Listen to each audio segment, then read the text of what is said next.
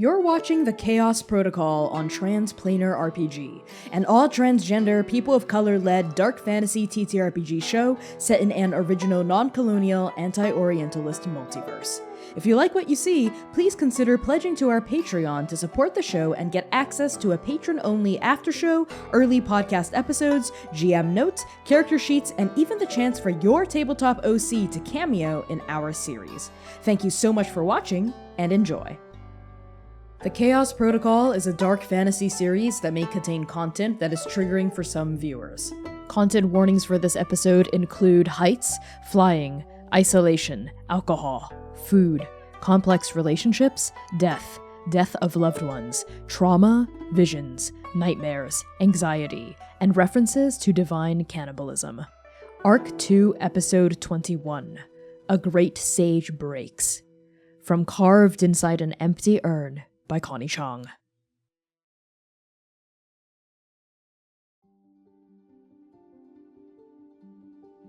Once upon a time, there was a divine crane. The crane belonged to a flock. The flock belonged to the city of heaven. The gods of the city praised the flock for their beauty and loved the flock for their gentleness. They lived in the rolling hills of the third gate, hunting for fish in glistening silver rivers and nesting in wetlands enchanted by gods of bounty. Legends say that the first of the divine cranes rose from the last battle of the devouring. It surfaced from a pool of crimson blood, forming its vermilion crown. Its neck and body came next, as white as the dreaming mist, and its tail feathers quivered into being the color of the richest, deepest black, just like the shadows of the night around it.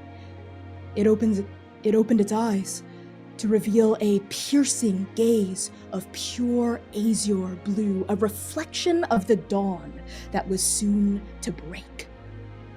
Once upon a time, the divine cranes of the city of heaven were a symbol of auspiciousness, of compassion, of duty, of grace, of remembrance.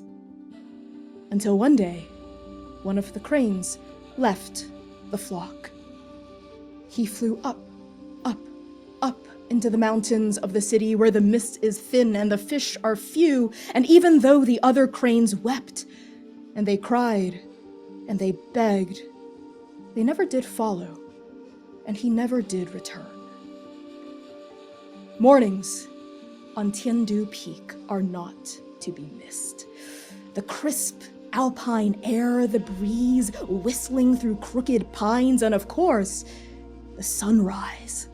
A crimson glow wells on the horizon, light as white as tempered steel, silhouettes a blanket of clouds spanning the skyline. No, not clouds. Mist. A rolling, turbulent ocean of mist obscuring the entirety of the city of heaven below. An ancient temple resides at the top of Celestial Peak. Pillars of dark, polished wood support tiered roofs layered with ceramic tile. Stone carvings depict the final battle of the devouring, a cataclysmic collision of 1,000 gods under 100 banners, but none are as numerous, as powerful, or as faded as the banner of the amethyst dragon, Emperor Longdu. Her face is a naked blade, ready to strike. Kada hair fans out like the rays of a blackened sun. In one hand, she holds an immaculate spear. In the other, the still beating heart of a slain and now forgotten god. This central section of the mural is carved into the back wall of the Celestial Temple, behind an ancient shrine laden with incense holders, melted down candle wax, and so many forgotten prayer papers. There is but one resident of Tiandu's shrine. They are in charge of dusting the darkened corners, cleaning the ashen tiles, leaving fresh offerings on an altar to an emperor who lives so far below. He lives in a temple dedicated to a war that has been over for almost 1,000 years and yet still feels as fresh in their mind as yesterday. Oh, great sage of Tandu Shrine, the morning is breaking over the celestial peak. The first rays of dawn are spilling across the pines and the moss and the granite and the dark wood of your temple. So tell us, Xiaocheng, what do you look like, and what sacred morning routine do we find you in the midst of? Xiaocheng is the very picture of a very wise sage.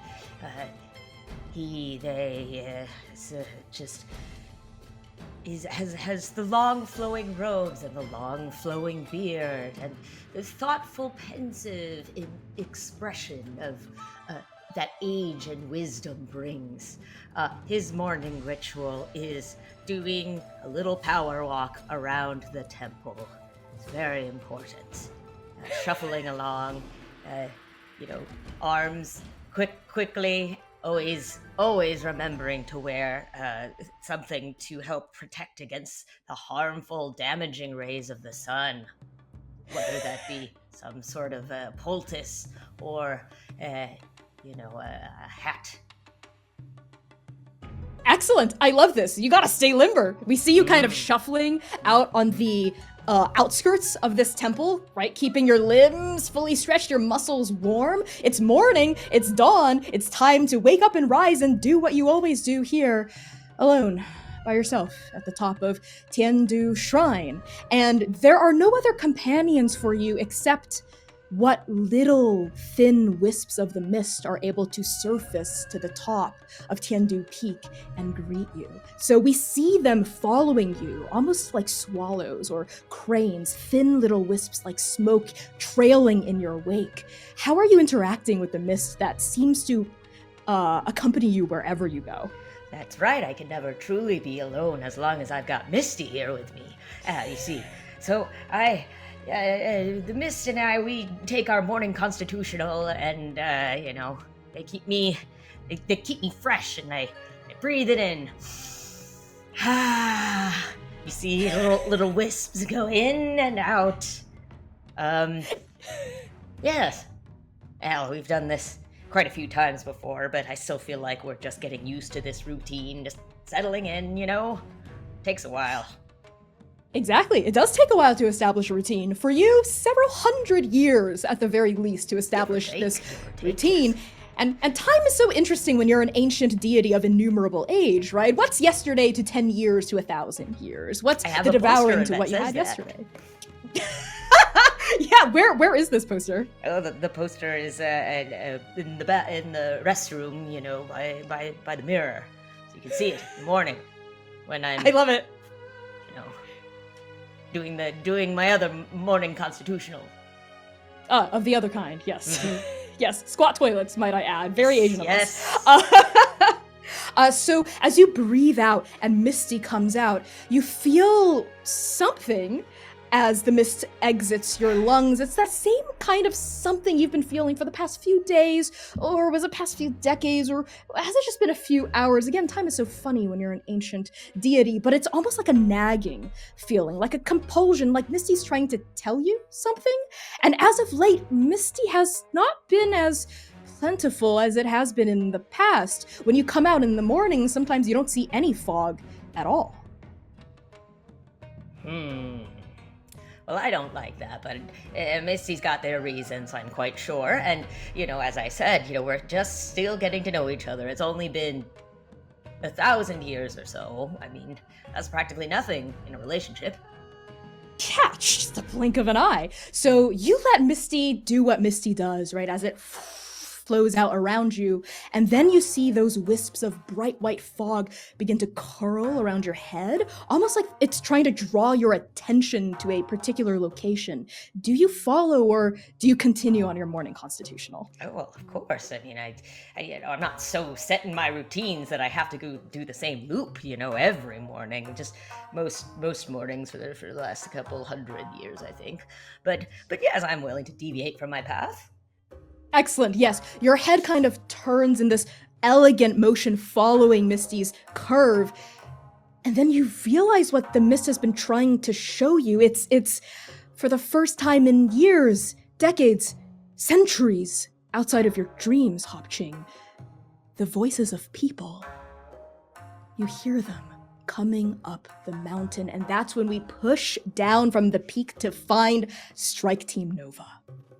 The final stretch to the top of Celestial Peak is the steepest, the most arduous part of your journey. This twisting path up the mountain gives way to a slope as wide as a rushing river and as steep as a cliff face. Every single step you take stretches your legs from the very tops of your hips all the way down to your Achilles tendon, and even the bodies of the most well-trained amongst you, Seir, begin to burn with lactic acid. You can see your goal, the temple, at the very top of your ascent, 1,000 light years away, as though taunting you, as though mocking you, a golden speck on the crown of Tandu Peak. You see pillars of deep, polished red, a tiered roof that once glimmered like the finest gold through all the land, but now in its twilight years, the shine is dull, and the beams of this structure are cracked. As your party finally crests that last step, what does Xiaocheng overhear the three of you in the middle of saying? There better be a hot spring up here. I don't see any water down there, so but there might be open space for stretches. It's all right, stretches. Come on, old man. I'm coming.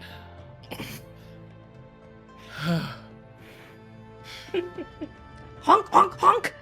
The goose companion that's been traveling with your party waddles from side to side and is, I think, outstripping all of you in his pace to get to the very top, honking in excitement, and trailing after him just a few steps behind is Xiaocheng, of course, the courtier of four symbols, the river gourd strapped to their hips, swinging from side to side from that orange sash, their dark green robes lightly caked with a sheen of sweat alongside their light brown skin, and we see their dark emerald tresses also kind of plastered to their face, and those bright orange eyes beaten with a layer of exhaustion that they've never felt before because they're a god. Why would they have to feel exhaustion? Except this is the biggest physical challenge they've ever had to face down in years, about their entire lifespan. They finally crest over the peak and go, Brother Goose, wait 1 second. Oh, Lumièra, I am inclined to agree with you. I do hope that there's a hot spring up here.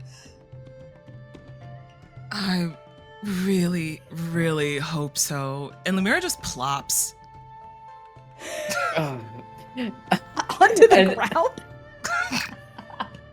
And Seir stops in his steps, waiting for the rest of Nova to catch up. And he glances over to the marching spirited goose who has trailed off already, and looks to the rest of Nova and like, all right, another break. We're almost there. We can't lose to goose, right, Lumièra? Seir, my legs are killing me. I'll carry you. Lost to goose. Xainan has been just he hasn't rested per se. He's just been taking it extremely slowly. Listen, you get that man in a sprint, he's dangerous. We have been hiking for a very long time, and all of his many layers, his kimono, all that stuff is all just stuck to his body at this point. And he comes up. He hasn't taken his hat off despite all of that, and I think the first thing visible as he slowly ambles up the side of this mountain is his black flat brimmed hat just kind of slowly waving, as then he steadies a hand and you see the lavender fingers as a not super built man, about 6 feet tall, lavender skin, ascends, and you see that he is heaving heavily and goes over and puts a hand on Seir's back just to steady himself. I'm not doing that again. Well, hopefully after this you won't have to. It's hopefully a quick descent. Uppies, please. Lumièra's right. just you offered, please. Yeah, Seir's this kind of So there's this deep brown-skinned, antlered man with a like mesoshaggy black hair, and as he like leans forward, there's a flicker of shyness, I think, as he like lowers himself to reach his forearms out for Lumièra to take so he can lift you up. And as soon as we make contact, beet red like shines across his face as he slowly lifts you up. He's like, all right, up. And he picks you up and steadies you, but he holds you a little longer just to make sure that you're steady. Lumièra's head Xainan- rests on your shoulder. It's just like, Xainan pushes off of this seat, actually. He's like, no, actually. He just puts his hands on his knees. The other person pushing off from this interaction is Yinghe, your third and final party companion, whose bright silver moonlight eyes have tracked this interaction between Seir and Lumièra. You see a kind of a lithe person, a bit willowy, dressed in plain robes, but carrying themselves with both anxiety and decorum in equal measure. Long, languid, dark hair falls in front of their face, but those eyes are as piercing as Xiaocheng's, and they glue on Seir, your beet red expression, as you lift Lumièra up, and they quickly look away with something akin to pain in their eyes. And then Xiaocheng straightens, their eyes cast over the top of this peak and land directly on you, Ching. Well, come Hello? along, come along. Where's the rest of them? Here, right here. I'm sorry, are you the Great Sage? I am a sage, yes? Oh, my miss. You're real. Oh, yeah, I was half expecting to find no one up here for this entire quest to be a bunk, but you're real. You're here. You're actually here. And this very chipper, bright orange-eyed courtier quickly comes up to you and starts, like, pacing around you like an excited coyote circling a newborn deer. Hello. Hi. Oh, where are my manners? Nice to meet you. I am Xiaocheng, courtier of the Four Symbols, and I didn't think you existed up until this point. Well, surprise! Hi! At the back of everyone, Xainan pushes Seir, hoping to get the others to move. Seir tumbles forward. He is clumsy in every interaction, social or otherwise, and this is no different. And you see this large man kind of like stumble forward.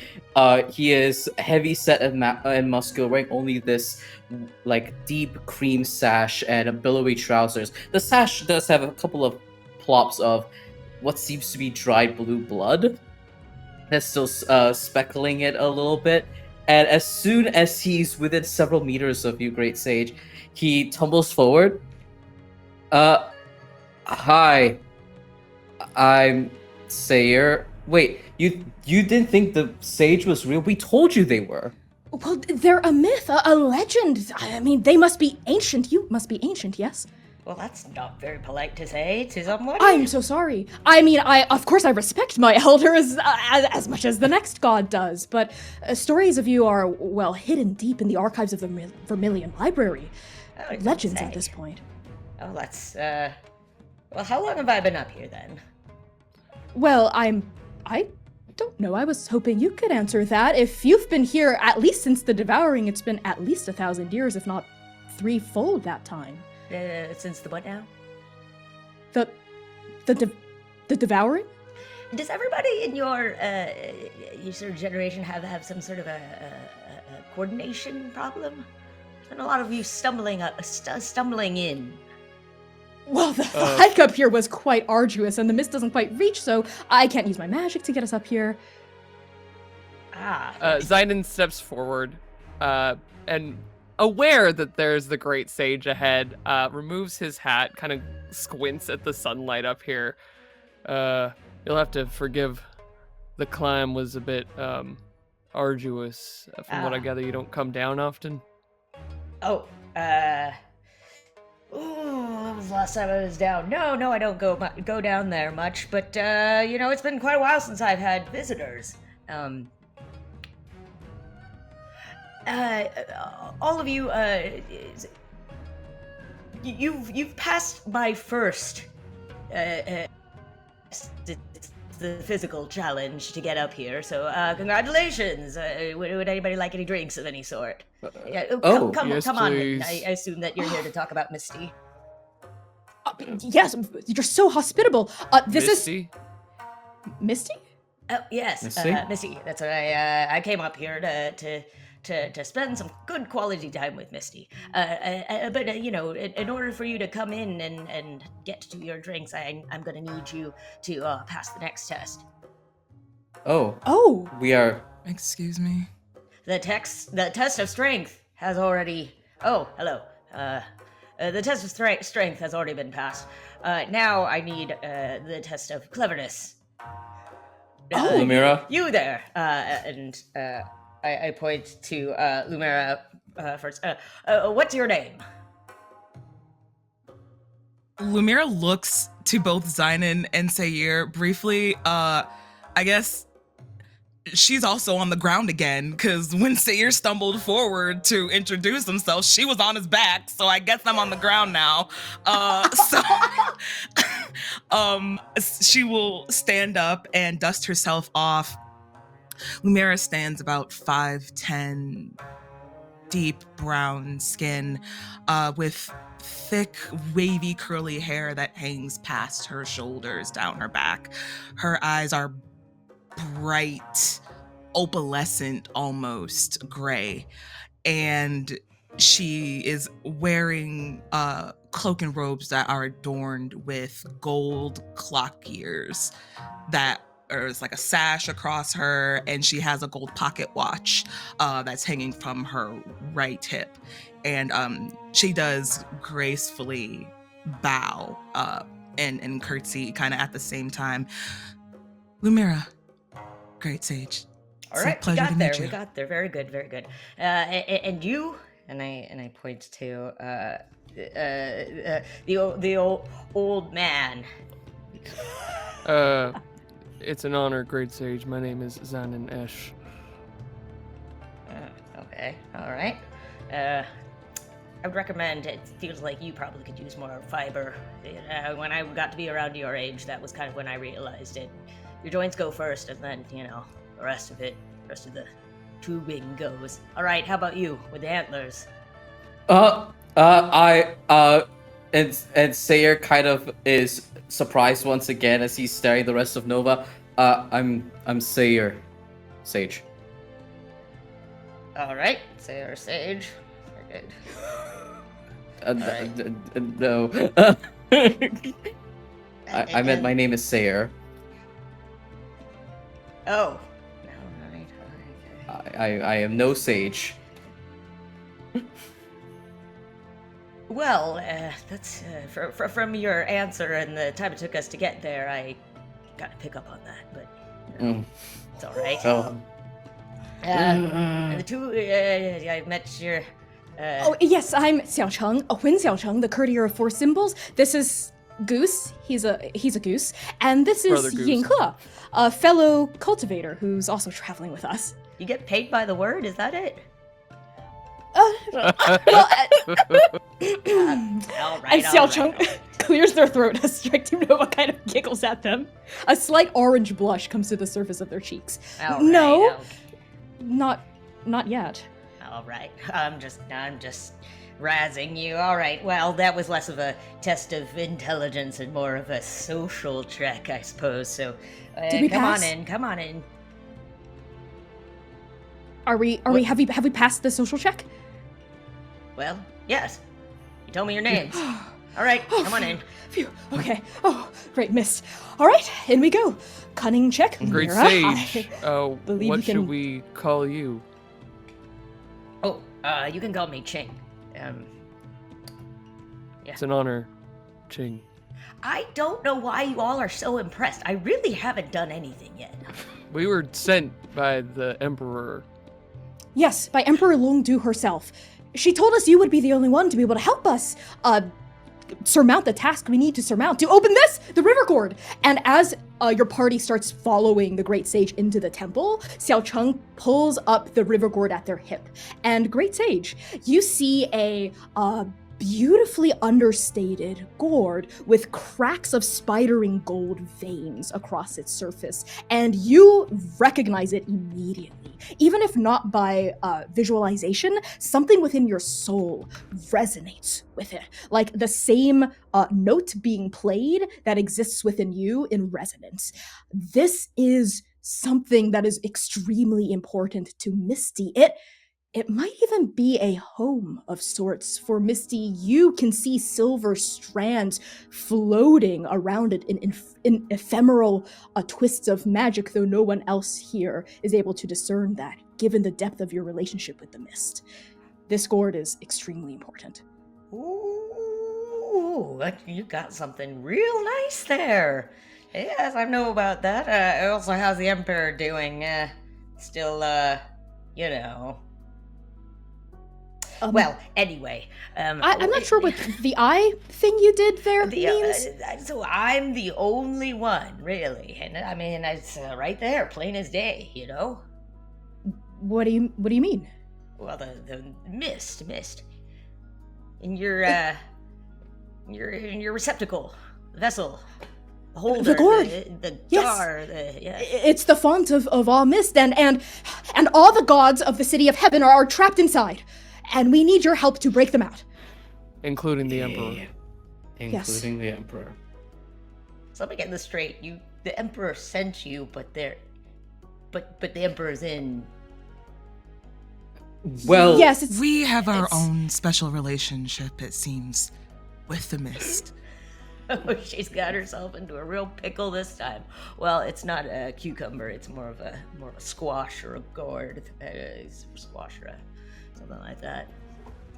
Huh. All right. I guess if I'm the only one left, and then it seems like I gotta. This is really truly what comes from not asking the right questions. Did we fail the test of cunning? No. It was. I'll let you know when that one's starting, and I'm gonna need to get a little bit of a warning, a little bit beforehand to get you prepared. Of course. Oh. At this point, Strike Team Nova, you've entered the temple, and you see a shadow of its former self. This place used to be beautiful, glorious. You see tall, deep crimson pillars supporting an awning, a roof with these thatched wooden ribs. But now there's kind of dust everywhere, and this huge mural of the Devouring etched on these stone walls also have a smattering of spider webs. It doesn't look extremely well kept, and it very much seems that Ching is the only person here. All of your footsteps resonate and echo off of these malleable surfaces as the sage leads you deeper within the shrine. And Yinke kind of leans into Seir and mutters a bit under their breath, "The sage is not exactly what I was expecting, but they do seem to have a special connection to the mist." And Seir nods. I heard that, hearing and I'll have you know that you said that you were expecting me to be different. You told me that you didn't expect me to be real. So, truly, I feel like I've already exceeded expectations here. All right? In And my I see you defense- looking around and judging the place, but you tried keeping an entire temple clean when it's just you and Misty doesn't have any hands to clean. In my defense, I thought you were real. All right. Well, at least there's that. All right. Who needs something to drink? I would take anything to drink. Do you need help with that? I can fetch it for you. No, no offense, but I don't know if you'd be able to boil water, much less fix up a drink. No offense. Yinke snorts at that a bit vindictively. All right. I'll take your orders. I suppose it's probably too early for anything too spirited, but it's just me up here, and so who's judging? Who's to judge? Honk, honk, honk, honk. The goose, which has been traveling with this party, comes up to you quite insistently when you say something spirited and strong, like they want something strong. All right. It almost looks like I reach into my beard and I pull out a like how do you say, like, you know, Like one a of pitcher them, or a decanter or something? Yes, a decanter, and I open it up, and you know, I pour it out into a long, shallow bowl, and I here you go. I like you. And Right, Goose looks at the rest of you like, ha! And goes down and starts drinking the spirit from the bowl. extremely Something's high going on with that proof. goose. I'm not Extremely. 100% sure about the idea of providing spirits to. Oh, but we mustn't reject the great sage's hospitality. I would love a cup of barley tea.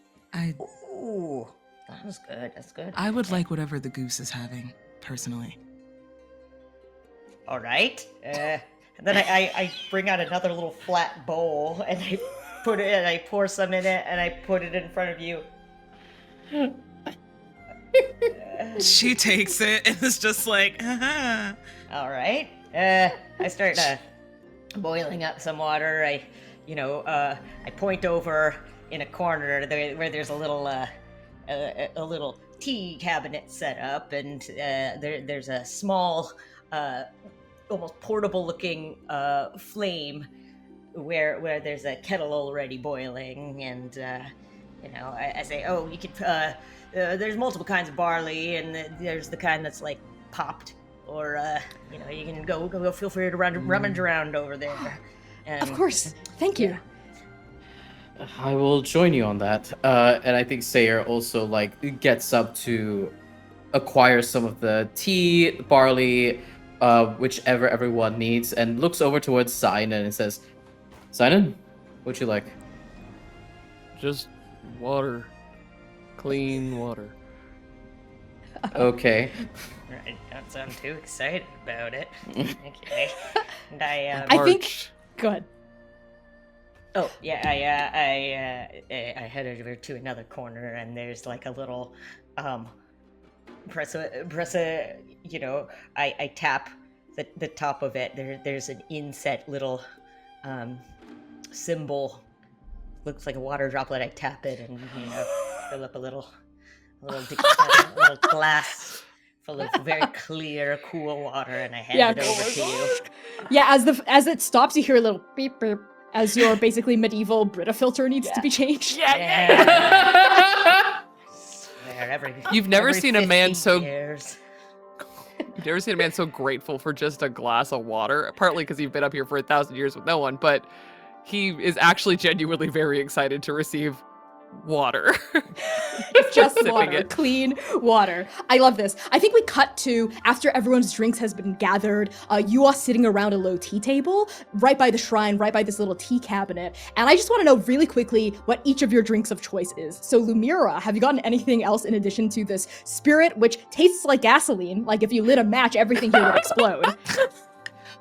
Nah, I finished that, and I think she probably got some herbal tea, something along the lines of that. Yeah, Wash it down. Wash it down. Yeah. Cleanse the whole palate, because that was wild. Excellent. What about you, Seir? Seir felt a little offended about not knowing how to boil water, considering the many excursions he has had with the great huntress herself. And as he sits there, kind of like pouring himself a drink, he's probably chosen just a clean, cleansing jasmine green tea. Just something that helps maintain focus and is relaxing to drink. As he sits there and sips, kind of eyeing everyone a little sheepishly after being read to filth by the sage in front of him. What about Xainan? Just your water? Just water. Love it. Yeah. Keep it simple, and you're starting to feel the sweat, right, being replenished through your body after sweating it out, getting all the way to This the top man of his already peak. looks like cracked desert. Water is very good for him. Yeah, you need hydration. We see Goose has had 2 bowls of the high-proof liquor, but doesn't seem drunk, which is extremely concerning. And Xiaocheng has had cold barley tea, has been drinking it this whole time to stay refreshed. Yinghe has asked for whichever the darkest drink you have is, that looks most like, in their words, mild liquid shadow, please. And whatever that would entail, they would take and drink quite gratefully. As for yourself, Ching, what is your drink of choice? Oh, well, I take a little bit of all of them and I mix them up in a cup and I drink a little bit of that. Just, Ching, it tastes so bad. It tastes so freaking bad. Yeah, it's fine. It's fine. It really gets you going. And for the you'll notice that the water that's boiling, it's just the right temperature for each of the different kinds of teas. It's very important to pay very close attention to the temperatures for the different teas, because the jasmine, as you may or may not know, the jasmine tea is very liable to get burnt, whereas barley tea needs a whole lot more boiling, and so we're all sitting around a small table, drinking our beverages. As everyone settles into their drinks, sips, and enjoys the perfectly boiled, perfectly roasted teas, Xiaocheng sets down their second glass of barley and says, "Thank you, Ching, for your incredible hospitality and for your help. I hope that you will be able to lend us for our quest. We would love your guidance in opening the river gourd. The Emperor mentioned that you had a kind of unique knowledge of the mist and its inner workings and would be most equipped to help us break the seal. But you've also been mentioning challenges of your own. Are there separate trials taking place?" Well, I mean, to be honest with you, I feel like you having the courtesy to come on up here and seek me out and ask the right questions goes quite a long way as it is. But, as a formality, we gotta have a couple of, tests here and there. But yeah, I think most of it's probably gonna come down to trials for opening this gourd. What kind of trials? Let me see And here. Ching, as you lay your eyes on the gourd that Xiaocheng has now placed in the center of the tea table, right? Time has folded in on itself for you in many ways, right? Again, what may have happened yesterday maybe actually happened 3,000 years ago. It's hard to tell. So as you rest your eyes upon this gourd, something about it triggers a sense of familiarity. It's not just that it's connected to the mist, it's that you've heard of the river gourd before. You know what it does. Given your relationship to the mist, you know that this is a font of the mist. It is one of the places that Misty pours out of. It's a very important portal for Misty, and it appears to have bonded to Xiaocheng. You see a misty tether that is invisible even to the courtier's perception, linking the gourd to them. So whatever would need to happen to break the seal open is related to Xiaocheng and their mind state. And you see the seal. The cork of the gourd can't just be pulled out. You know that without even trying to. There is a magical omerta, a magical kind of gash that the gourd has inflicted upon itself. It's refusing to open until the proper conditions are met. Would you like to peer a little deeper to see what those conditions might be? Ching? Oh, absolutely. I'm gonna poke at it and say, "Reveal your secrets. Come on." Okay. Okay, I actually think that's going to be a connect with someone move. You're trying to connect with Misty, who belongs to the gourd and to whom the gourd belongs. So, Ching, when you connect with someone, you have to reveal something intimate to them and roll 2d6 plus any number of power tags. So what intimate thing are you revealing to Misty through the gourd? To Misty. Yes, you have to give something to get something. Well, I mean, I feel like, after only 1,000 years, you still haven't quite gotten to that level of comfort yet and such, but I'd say, we haven't really talked a lot about history before I came up here and everything, and well, the Emperor and I, used to, also be very familiar with each other, if you take my meaning. Yes, I don't know how you feel about that, but I guess it was gonna come up sooner or later, and I feel like since that she's in there with you, I guess it's gonna come up. Ching, I desperately need to know, are you saying this telepathically or out loud? Oh, out loud. Father, please. God, please. All right. Roll 2d6 plus any number of power tags you'd like to invoke that you think fits the situation. Now, so which will tags I- are you invoking? Will I burn them, or is this just No. invoking them? Just Okay. invoking them. Okay, I think that things that would fit include. So I got 2d6. I have intimately familiar with the mist, Excellent. That's a +1. and practically all seeing. Okay. +2. And, I'd say. Well, we're all sitting around having drinks, so drinks so good they may be magical. Excellent. Yes, the drink has emboldened you as well, made you more apt to connecting with Misty. So roll 2d6 +3. Ooh, it's 13.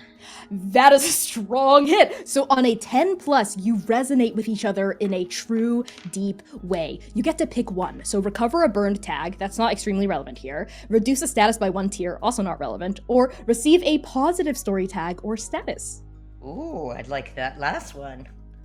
Excellent. So this is what happens. As you lay it all out on the table to say, all of you see the gourd shake. And as it shakes, it kind of rattles the table like it's resonating in response to Ching. And Ching, you see those invisible threads of mist begin to wick out, like peel themselves off the surface of the gourd as though following the scars of that crack along its body. And it reaches out toward you as though they were strings of connection, as though it were trying to embrace you, to touch you. And you know that this is what happens when the mist tries to share a moment with you. So what does it look like as you reciprocate this? Oh, I put my hand out and I take the slips of mist, sort of leaving room for it to be held on, and I say, oh, I'm glad you feel that way, I mean, I don't feel like it was, it just really never came up and it wasn't really that important to me, but it's just nice to think you seemed like I'd rather you hear it from me, The strings squeeze between your fingers, and you feel understanding, and you feel something you've not really felt before from Misty. A little bit of an attitude.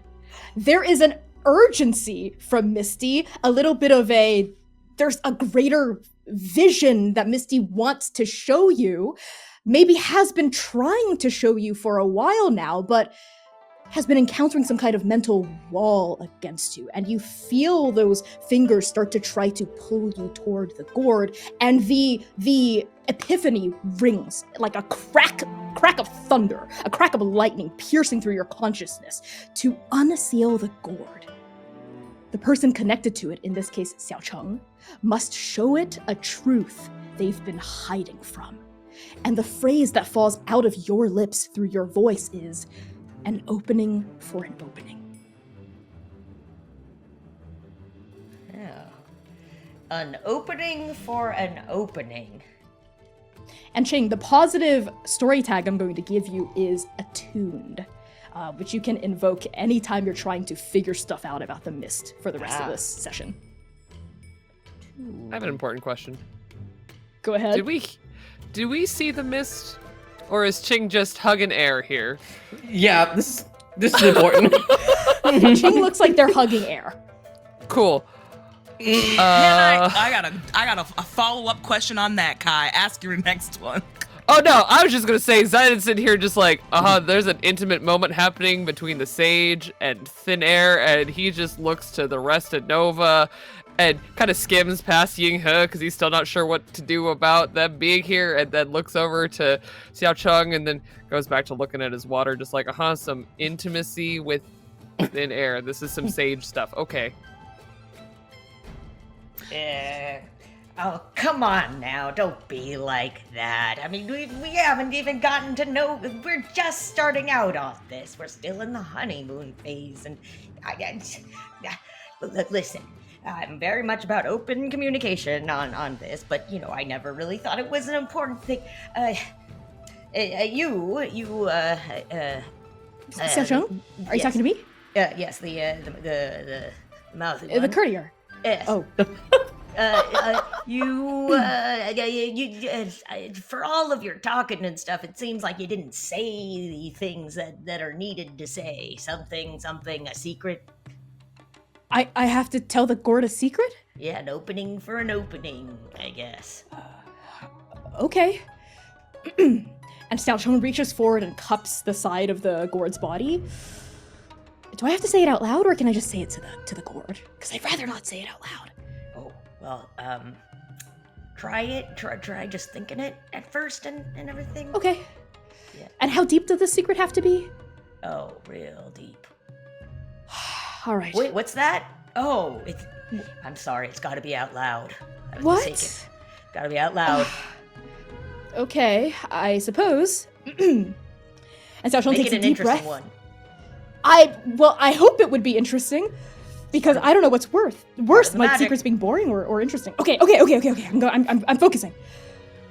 And Xiaocheng closes their eyes, and you all feel magic in this room beginning to tense as Xiaocheng tries to attune to and connect with the gourd in a similar fashion that the sage just did.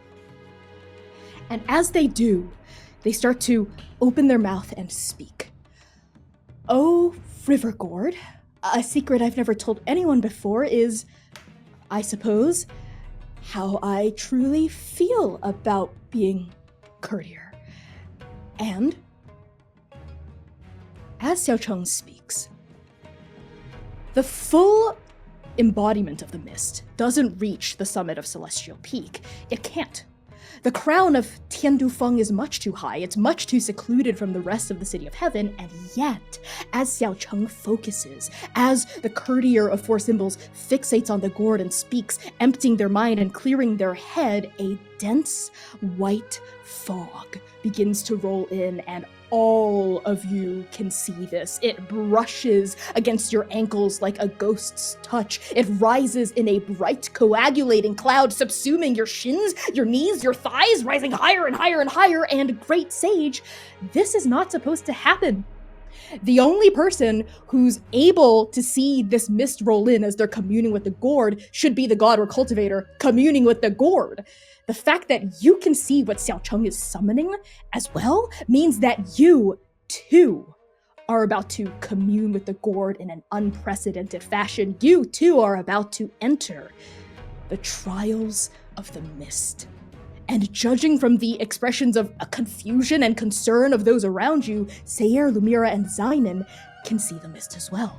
The only people here that appear unbothered are Yinghe and Goose.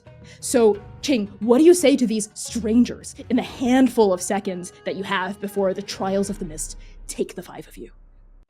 Oh, this is gonna be juicy! Come on, everybody get ready!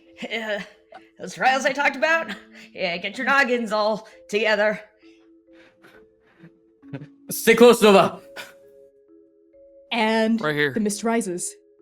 It rises to your chests, it rises to your necks, and then up to the crown of your heads, and then everything goes white. As white as clouds, as white as a dream, as white as a nightmare. Your senses are stifled, your consciousnesses swim. Nothing remains around you but mist. Just mist. After a few seconds, or is it hours? Or is it years?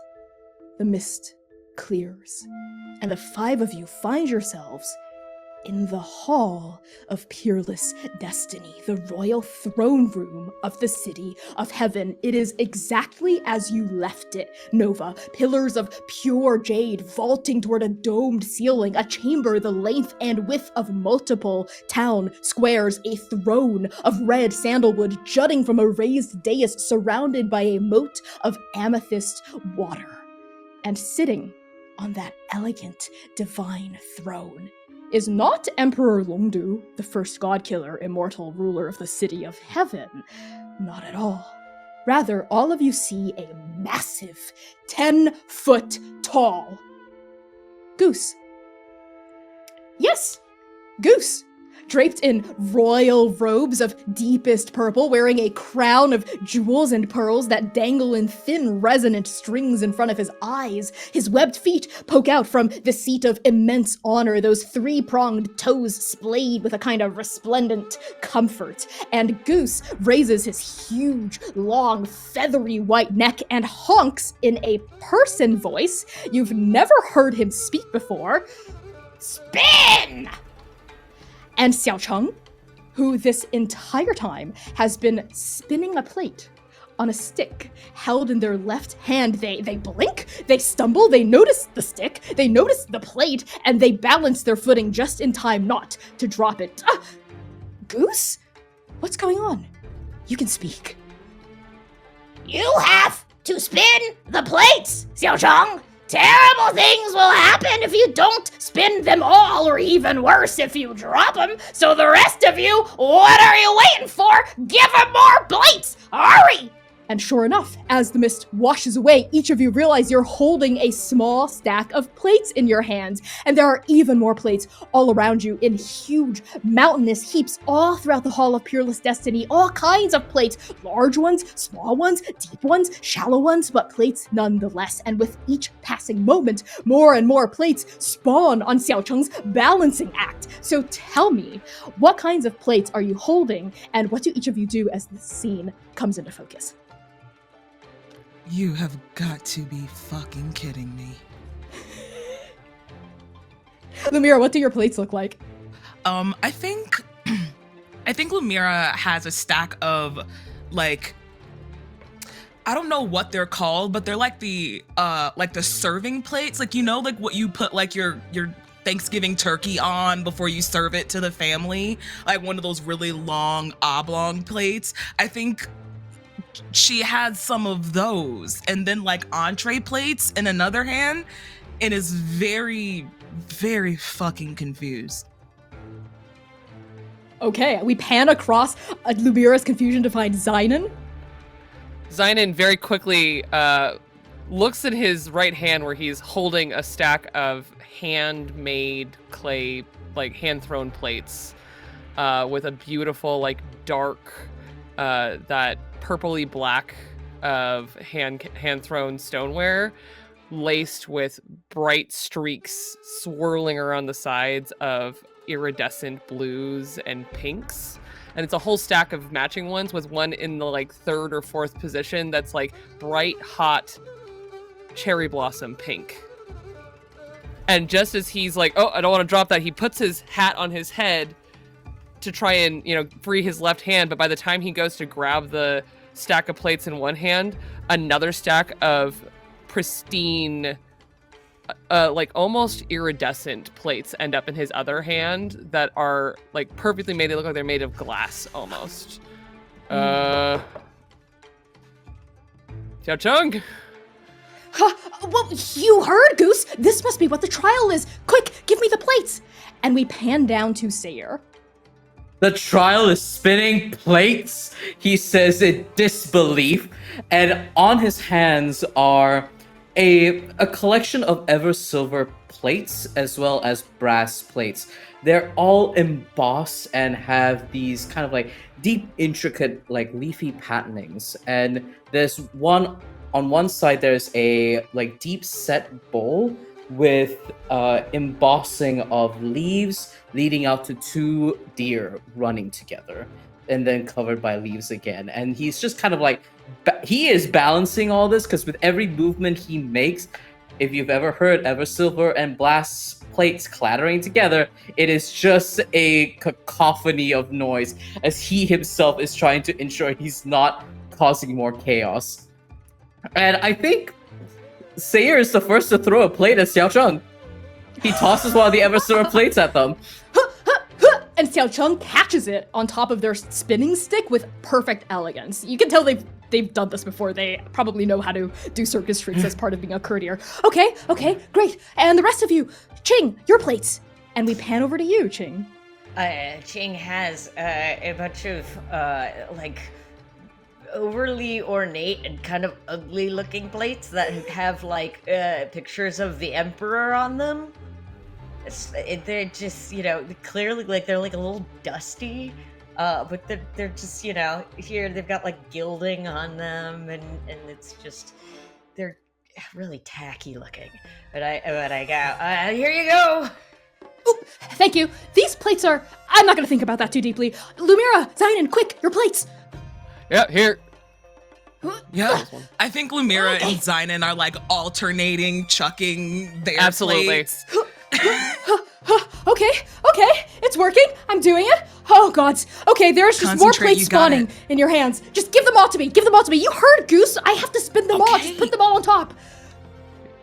Starts all right. more of them. Goose? Mega Goose turns with a ponderous kind of noise against the sandalwood as they look down at you. Yes? I'm not seeing nearly enough throwing. All right. I have some questions. And he throws Well, another ask and plate. Ask and throw. Come on, hurry up. Hurry up, ghost boy. So it is you. That answers most of my questions. Is it really me? Which one of us are truly here? Perhaps I am me, perhaps I'm not. Perhaps I'm a representation of some aspect of Xiaocheng's mind that they've repressed so far into their body that they don't even realize that it exists until this very moment. Or maybe I am just Goose. Honk! Throw those plates! This sounds like He a nightmare. just keeps throwing. Yeah, he's having a nightmare. Yeah, but Xainan, do you ask Mega Goose the questions you want to ask? I think after getting kind of caught off guard by being called Ghost Boy by a giant mega goose dressed as an emperor, he kind of keeps throwing plates for a minute. So, is it just plates forever? Are we throwing plates forever? Yes, that's what this is. You have to just keep throwing, and Xiaocheng just has to keep spinning and spinning and spinning, and don't drop a single plate. Do not drop a single plate. But what happens if we drop a plate? And Xainan holds one of the plates over the hard stone floor of the Hall of Peerless Destiny. Well, this is Xiaocheng's trial, so what you do doesn't really matter. Go ahead, try it, drop a plate, see what happens, try to game the game. You're not gonna game the game, you can't outgame the goose. Try it. And Xainan looks to Lumièra. And then to the sage. Like, do I throw this plate on the ground? Ah, alright. And getting the thumbs up from the sage, he just throws it onto the ground. One of those clear, iridescent plates. Yes, as soon as it leaves your fingertips, it spawns back into your hand. Huh. Lumièra drops right. every plate that was in her hand left over. Yeah, they vanish and then appear in a perfect stack on top of your head. That's some shit. What are you all doing? Didn't you hear, Mega Goose? We can't drop the plates. Something terrible will happen if we drop even a single plate. Just put them on me. I'm pretty good at this. Come on. All right. All right. Throwing. This is... Seir's gonna look at Lumièra, and I think as he's tossing one of the brass plates and it clatters noisily onto one of the spinning sticks, he looks over to Lumièra and is like, Xiaocheng only has 2 hands. I don't This understand. is not sustainable. They're going to really- drop it. This... You can't keep this up forever. And Lumièra looks at the goose, like she says that directly to the goose. They can't keep this up forever.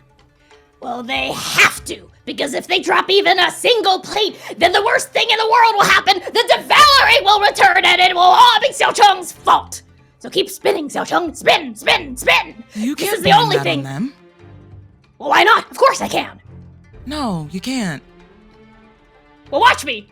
I'm blaming you, Xiaocheng. I just did it. Xiaocheng, what do plates have anything to do with the devouring? I don't know. Maybe Mega Goose is right. Maybe this is the only thing stopping the devouring from spawning. I mean, this is not so different from what I do in the courts. You know, spinning all these plates, keeping everything afloat. This is what I have to do. Wait, didn't you say the reason why you met Brother Goose in the first place was because he was supposed to be an offering, right? Yes, for some god or the other. They wanted some sort of magnificent goose feast, feast, Served on a whatever. plate? Well, a plate, a dish. I don't know if that matters. Maybe not. Are What you so matters is I upset have to about keep these this? spinning. Goose. Is Oh, that what that- this is? Well, let me just clear something up for you. I'm not actually Goose. What I was saying earlier, I wasn't just being coy or a bit on the nose. I am actually just a manifestation of an aspect of Xiaocheng's subconsciousness taking the form of a goose, because that's the only way they know how to process things, I suppose. But yeah, I'm sure that the real Goose would be quite upset about that, but I'm not the real Goose. Actually, that Ginkle person and the real Goose aren't here. It's just the 5 of you. So spin, throw. Xainan is hearing Xiaocheng specifically kind of talk, and he begins to hear a familiar, just in his head, the sound of clicking, of beads moving quickly as someone is counting, and he can hear that same fear that the administrator had. That desperation to keep off the devouring. Xiaocheng, you can't keep spinning these plates forever. You can't hold it that close. But I have to, or it's going to be my fault if everything is terrible and I drop a plate. Right? Dropping a plate isn't everything. But Megagoose said the devouring would happen if I dropped a plate. I can't risk that, can I? That's not... You don't Erika, carry- you are muted if you're talking. You're so in it. You're so in it. It's okay. All right. What was Ching saying? No. I think you're still muted. Oh no, we can't hear you. Uh-oh, tech. Not the tech. Not The tech true trial. goblins! This is the real devouring right here. Is it This truly is the a stream real that we have trial. tech issues? This is the real Am I- trial. I'm back, probably. You're There back. you go. There they are. Welcome back. Sorry.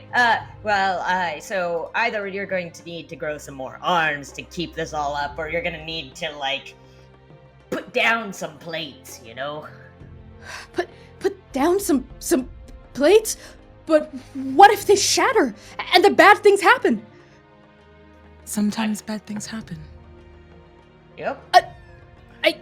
But It's But- Seir's going to run, still holding all of his brass plates clattering and clinking against each other, and he's going to slide across towards Yinghe and says, "Then I'll catch them. Someone else can catch them. They get shattered, but I'll be here. I'll help. You don't have to carry this on your own." you're not all going to hate me if I break a plate, if I drop one? Now you gotta offload some of them, and even if some of them do break, I mean, even before the big eating, there was a lot of things that were still going wrong. It's not like everything was perfect then, so, I mean. It wasn't, but oh shit! Oh, no. And a Lots of plate conflict, slips lots of off. plates dropping. Well, there it is. It slips off. It arcs through the air. It heads toward the ground. Xiaocheng dives for it, trying to catch it, but it hits the ground and it shatters. And Xiaocheng stands there, half diving, still spinning the other plates, staring at the splattered shards of ceramic, and nothing happens. See, Megagoose That's life. lets out a Uh-oh. I mean, that was just a fluke. Don't drop another one. Something bad will definitely Xainan happen on starts the to second one. throw all of his plates on the ground one by one. and this time they actually drop from your hands. They don't resume being held into your grasp. They shatter against the ground. A second plate, a third plate, a fourth, a fifth, a 10th, a 20th, and Xiaocheng stares at Xainan. Do the rest of you join in shattering your plates?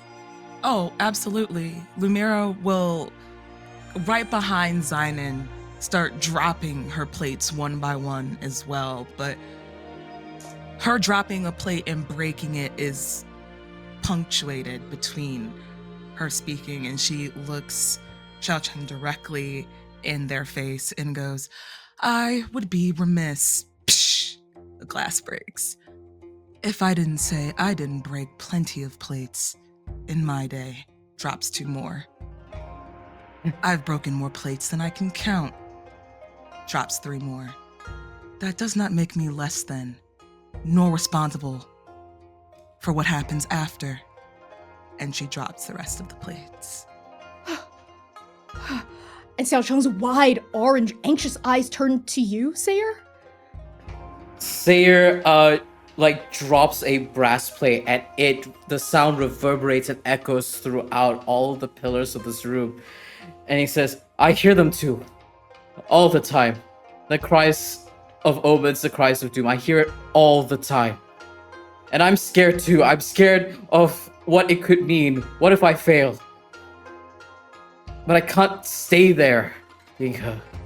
My friends need me here. They need me now. And you need to be quiet. And Seir's gonna throw a multi-plate, ever silver plate at Goose. Yeah, it through the air like a spear, like a bayonet, and as soon as it collides with Mega Goose, there is an explosion of feathers and a loud squawking noise. And when the feathers all kind of fall to the ground, we see Mega Goose having shrunk to the size of a normal goose. Wait a minute. No, I'm big and scary. You have to listen to me. Xiaocheng, listen to me. Xiaocheng, don't listen to these chumps. I've been with you longer. I've always been in you. I've been in the back of your brain. I'm trying to keep you safe. I keep you safe. Don't drop the plates. Oh, here And- you go. And I pull out I pour some of the liquid, the horrible gasoline into one of my plates, and I put it in front of the goose. Oh, here you go, little buddy. Now, this'll cure what ails ya. Go on. I don't wanna. I'm fear, damn it. I'm anxiety and I'm fear. You can't let me. And Xiaocheng...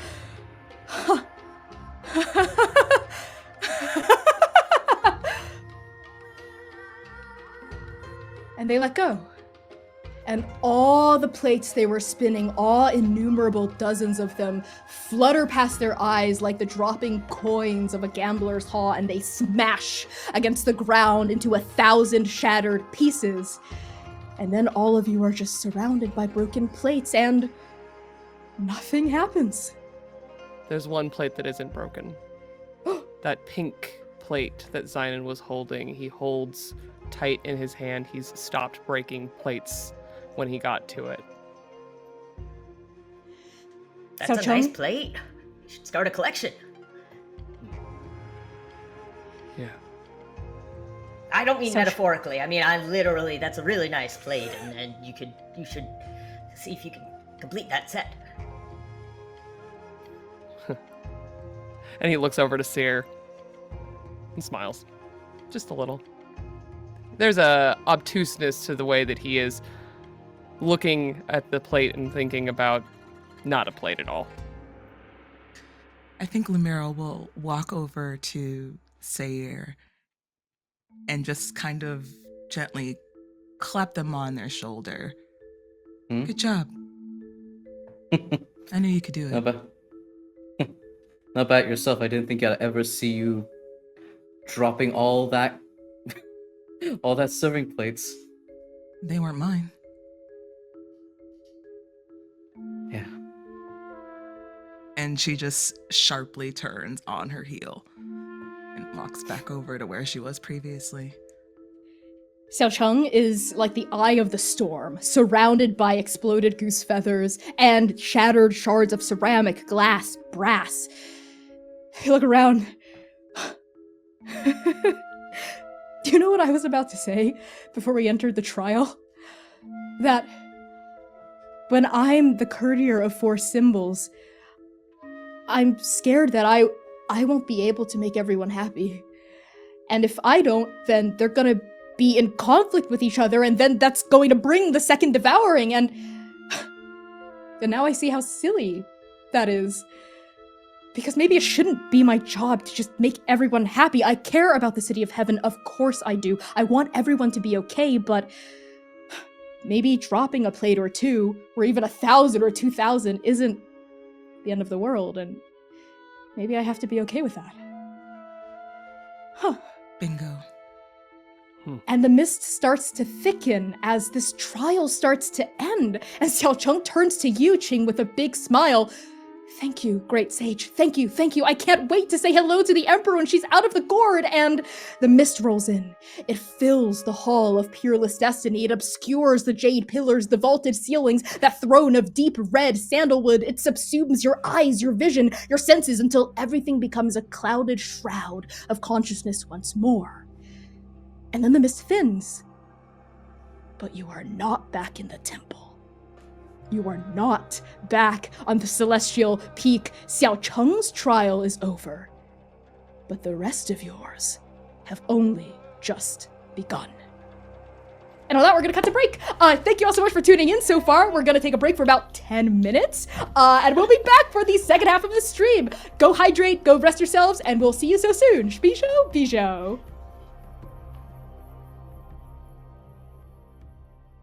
Run!